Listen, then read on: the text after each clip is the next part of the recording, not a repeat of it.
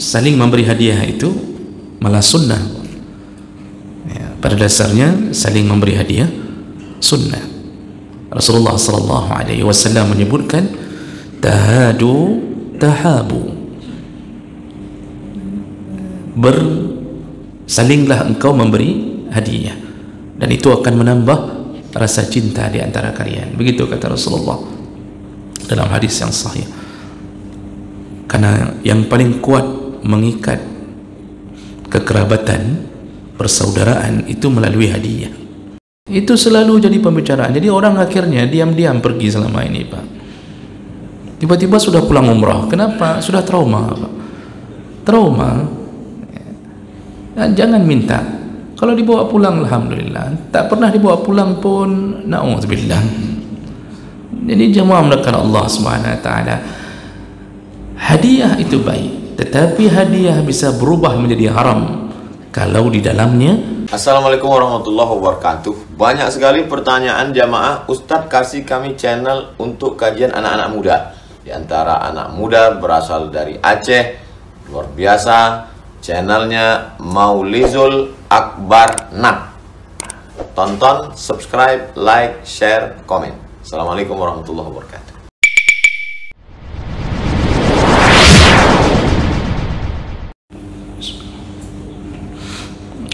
Assalamualaikum warahmatullahi wabarakatuh. Innal hamdalillah nasta'inuhu wa nastaghfiruh wa na'udzu bihi min shururi anfusina wa min sayyiati a'malina. May yahdihillahu fala mudilla lahu wa may yudlil fala hadiya lahu.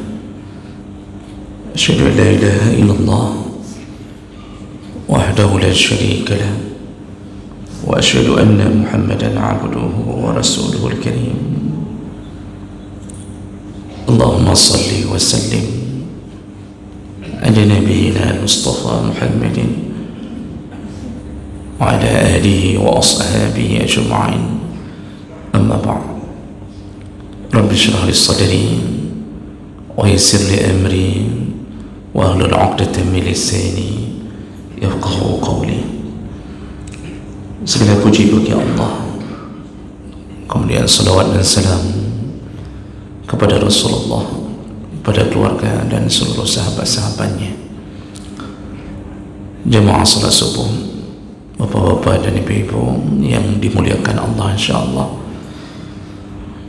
Di pertemuan kita yang lalu kita sudah membahas salah satu daripada dosa besar, yaitu mencaci, melaknat angin, hujan atau apapun yang berbentuk cuaca.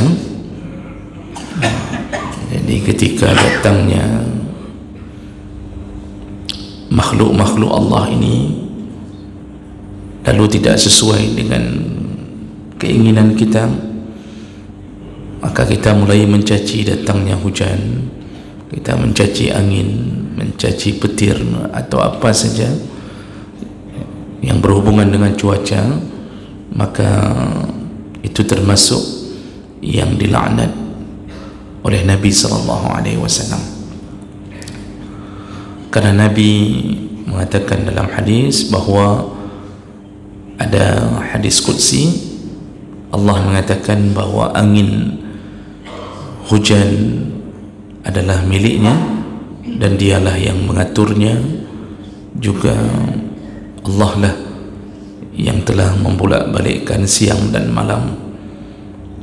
Jadi ini termasuk perkara yang perlu kita jaga agar jangan keluar dari mulut kita cacian terhadap apa yang diberi oleh Allah Subhanahu wa ta'ala. Baik, kita lanjutkan.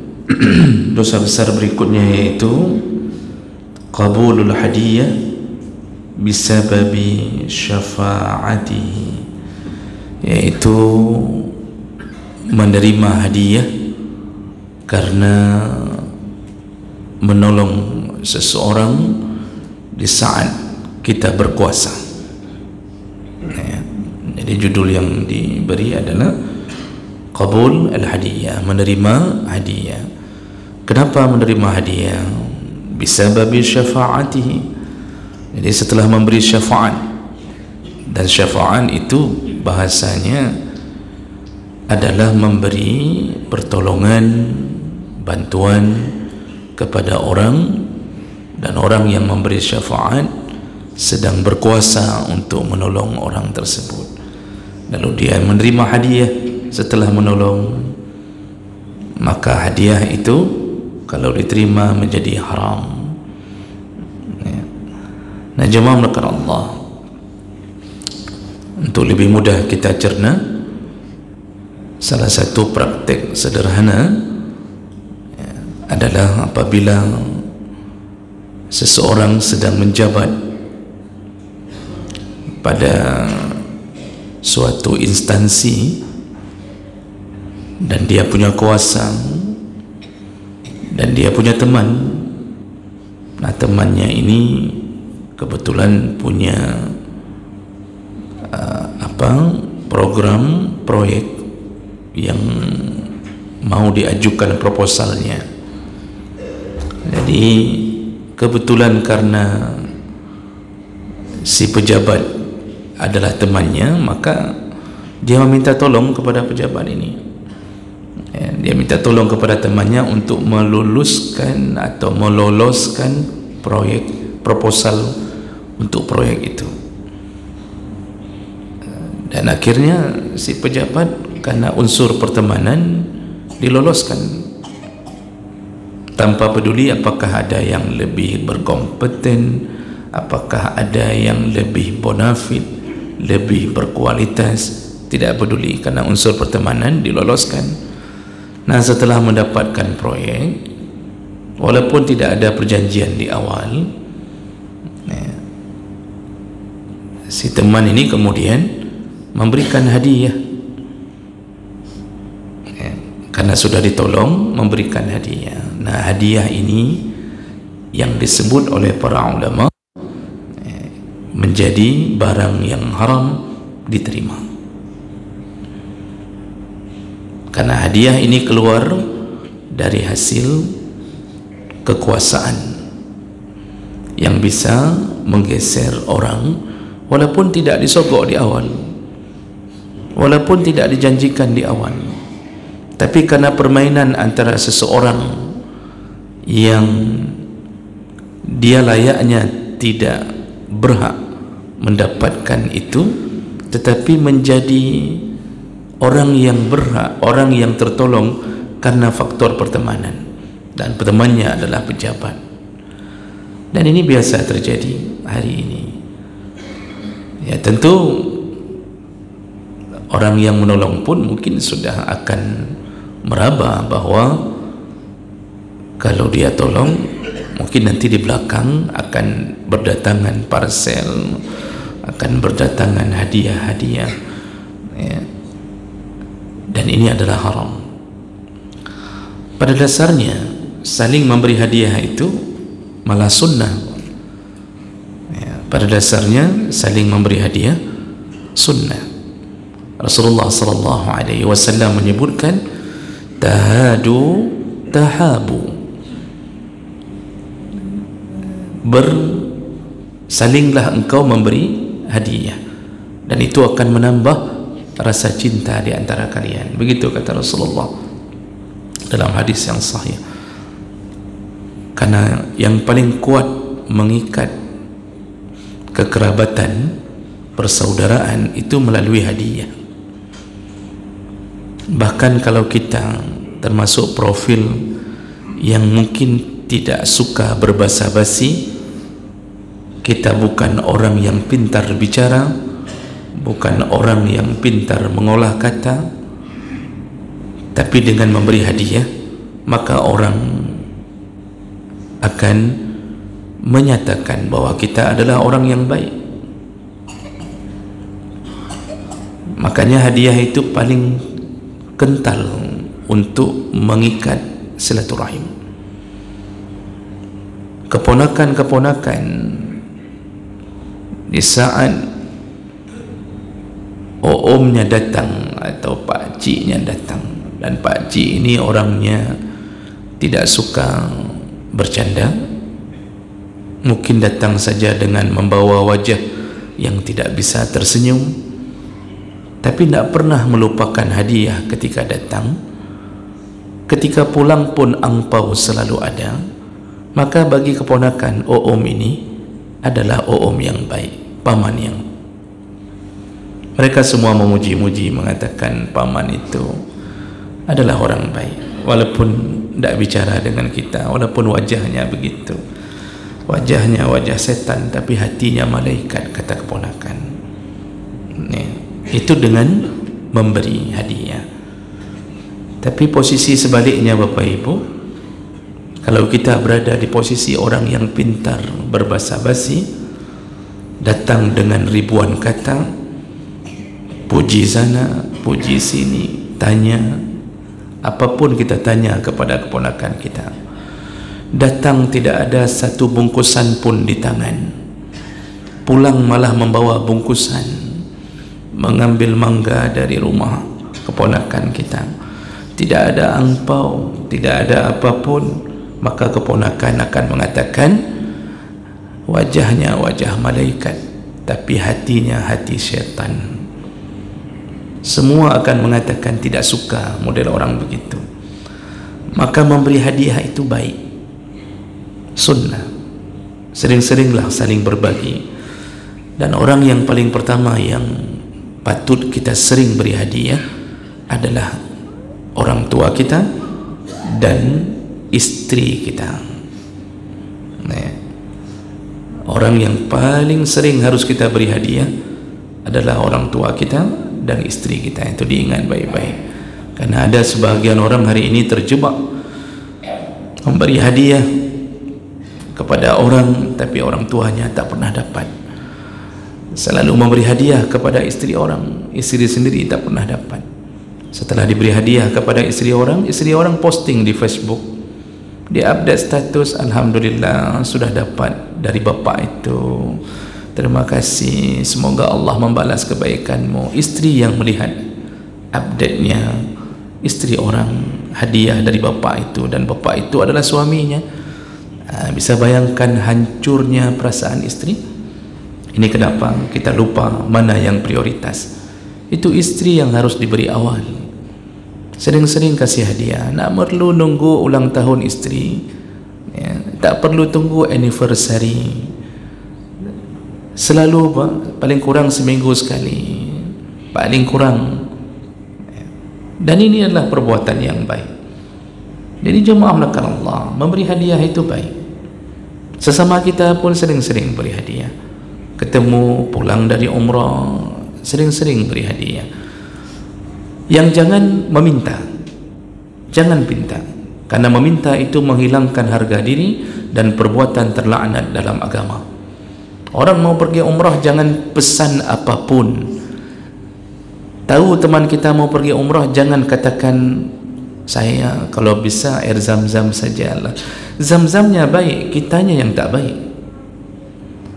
Jangan suka-suka menjadi pengemis modern.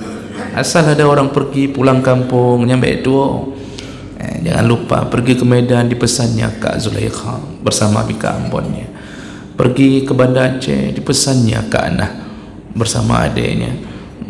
Itu selalu jadi pembicaraan. Jadi orang akhirnya diam-diam pergi selama ini, Pak. Tiba-tiba sudah pulang umrah. Kenapa? Sudah trauma, Pak. Trauma. Jangan minta. Kalau dibawa pulang, alhamdulillah. Tak pernah dibawa pulang pun, na'udzubillah. Jadi jemaah melakukan Allah Subhanahu wa taala. Hadiah itu baik, tetapi hadiah bisa berubah menjadi haram kalau di dalamnya ada unsur-unsur pengkhianatan. Salah satunya yang kita bacakan judul ini, Rasulullah sallallahu alaihi wasallam yang mengatakannya.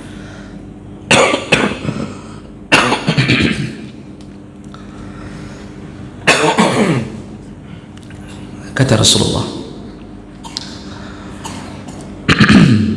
hadis dari Abi Umamah Rasulullah mengatakan, man syafa'a syafa'atan li ahadin fa ahda lahu hadiyatan 'alayha faqabbalaha, barang siapa yang menolong orang, kata Rasulullah, syafa'a itu menolong orang dalam keadaan dia sedang mampu dan berkuasa, maka disebut memberi syafaat ketika Allah berikan kepada orang yang berhak memberinya.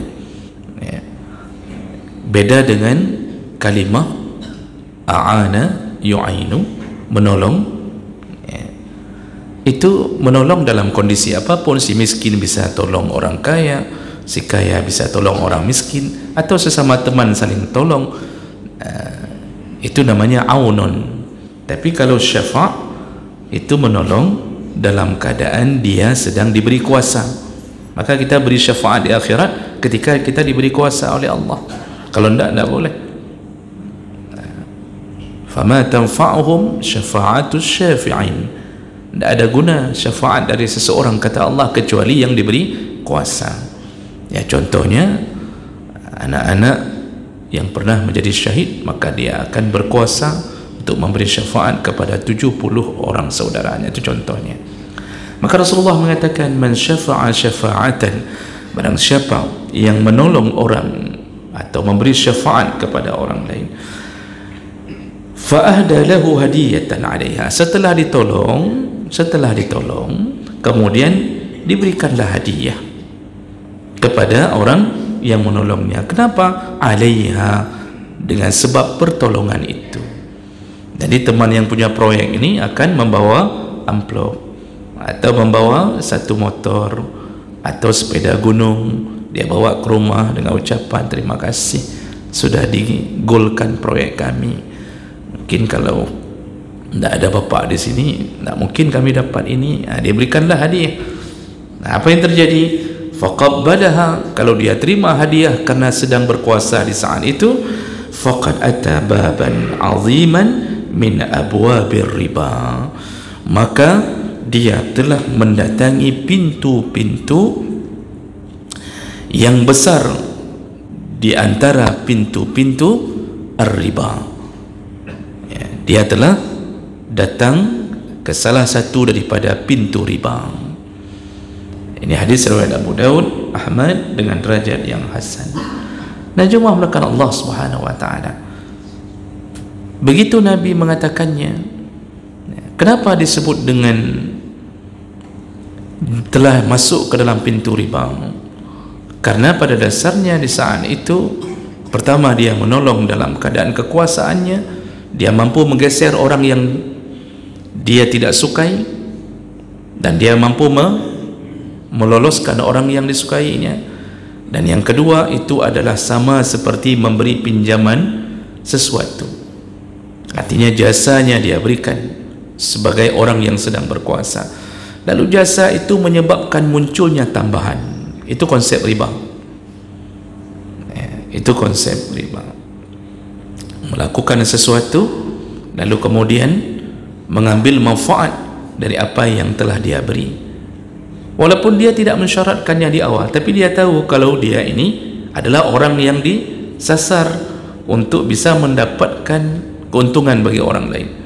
Kalau dia tidak berkuasa, orang tidak akan datang, temannya mungkin tidak akan pernah menganggap dia teman.